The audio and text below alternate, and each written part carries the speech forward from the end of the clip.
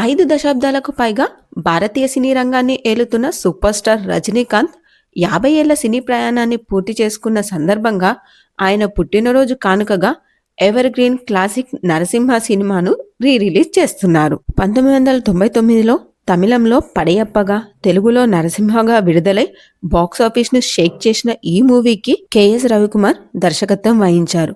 ఈ సినిమాలో రజనీ స్టైల్ అయితే ఓ లెవెల్‌లో ఉంది. అండ్ రమ్యకృష్ణ యొక్క నీలాంబరి పాత్ర ఎవర్ గ్రీన్ క్యారెక్టర్‌గా మిగిలిపోయింది. ఈ సినిమాని డిసెంబర్ 12న ప్రపంచవ్యాప్తంగా 4K HD డాల్బీ వెర్షన్‌లో మరలా బిగ్ స్క్రీన్ పైకి తీసుకురానున్నారు. ఈ సినిమాలో రజనీకాంత్ పవర్ఫుల్ ఫ్యామిలీ మాస్ హీరోగా కనిపించారు. ఈ సినిమాలో రజనీకాంత్ యొక్క punch dialogues, dialogue delivery and body language and ఆయన యొక్క స్టైల్ అప్పటి యువతను చాలా అట్రాక్ట్ చేశాయి.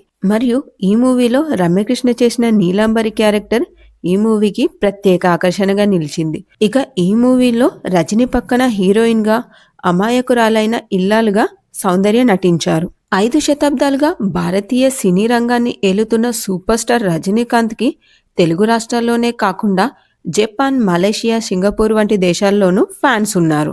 రజనీ స్టైల్ మరియు యాక్టింగ్ తో ఒకప్పటి యువతను ఉర్రూతలూగించిన ఈ మూవీ మరి ఇప్పటి యువతకు ఎంతవరకు నచ్చుతుందో చూడాలి.